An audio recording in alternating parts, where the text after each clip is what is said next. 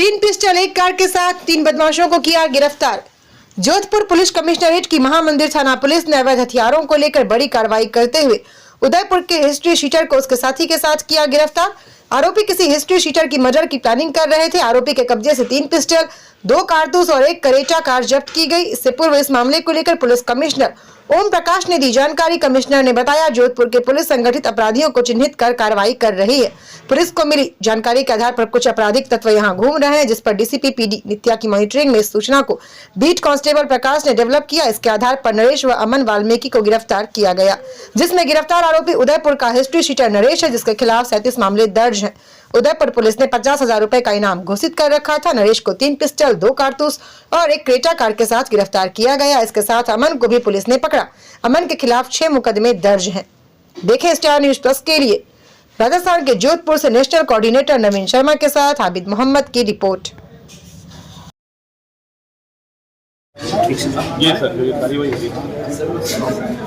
Police commissioner साहब श्री ओम प्रकाश जी के निर्देशानुसार और उनके मार्गदर्शन में जोधपुर आयुक्तालय की टीम अपराधियों की धरपकड़ और अपराधों की रोकथाम के लिए कार्य कर रही है।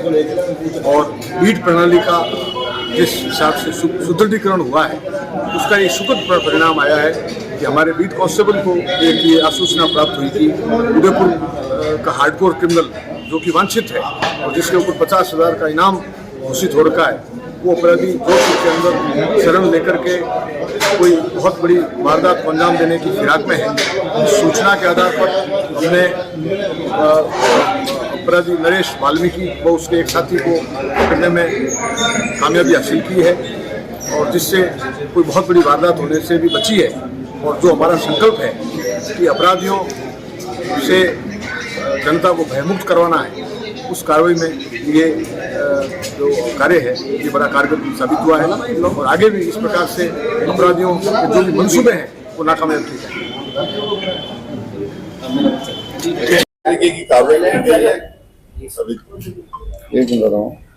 जैसा कि आपको ध्यान है, जोधपुर आयुक्तालय की पुलिस संगठित अपराधियों पे चिन्हित करके कार्रवाई कर रही है। इसके पहले भी हमने 20,000 का अपराधी अभियुक्त गिरफ्तार किया था और सूचना मिली थी कि कुछ आपराधिक तत्व यहाँ पे घूम रहे हैं।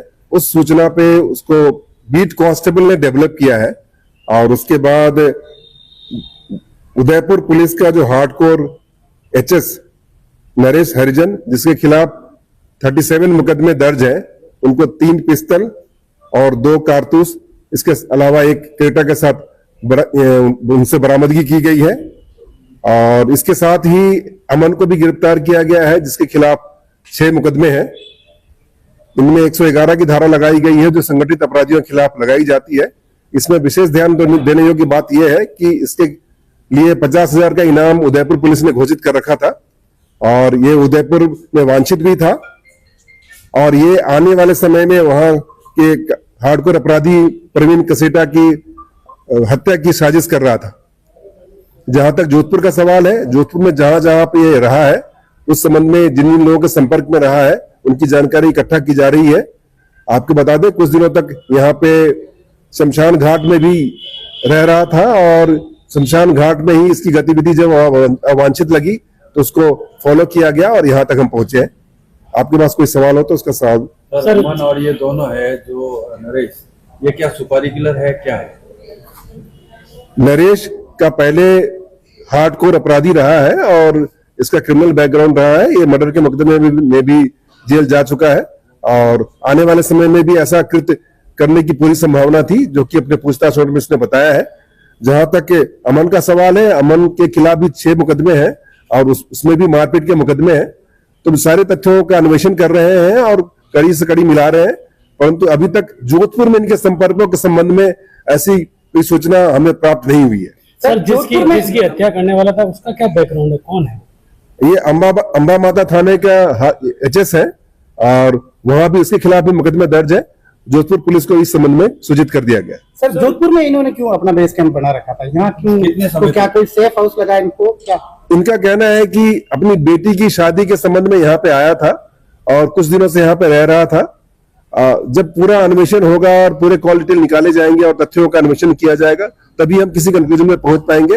परंतु जिन लोगों के संपर्क में रहा है सबसे पूछताछ जारी है। अभी कोई ऐसा तथ्य सामने नहीं आया है कि जोधपुर में कोई वारदात करने की फिराक में। सर किसी गैंग से जुड़े सप्लायर है या फिर हथियार के लिए कहाँ से लेके आए? इनका कहना है कि एमपी से हथियार लाए हैं। उस संबंध में अलग से डीसीपी ईस्ट है, उनके नेतृत्व में टीम का गठन किया जा रहा है और हम चाहेंगे कि लॉजिकल कंक्लूजन तक पहुंचे कि जहां से हथियार इनको प्राप्त हुए हैं वहां तक पहुंचे, वहां के लोग को हम लेकर के आ पाए। तो किसी गैंग से जुड़े हुए हैं ये लोग?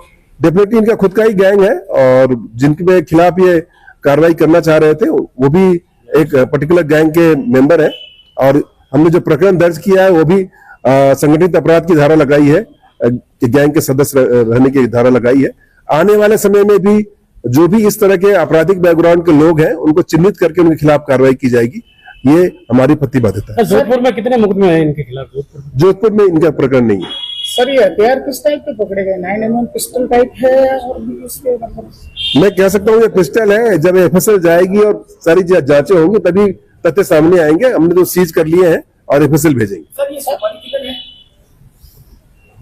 इस संबंध में अन्वेषण जब पूरा अपनी कंक्लूजन पे पहुंच जाएगा तभी उस तथ्य को बता सकते हैं। Thank you. आपने कहा सर कुछ दिन उन्होंने शमशान में डेरा डाला है, तो जोधपुर में इन्होंने और कहाँ लोकेशन कई दिनों से जैसे आप बता रहे थे कि रह रहे हैं ये यहाँ पे, जोधपुर में कहाँ ये लोकेशन?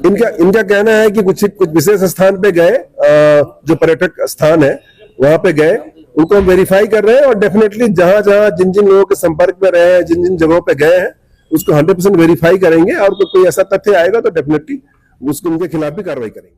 Thank you.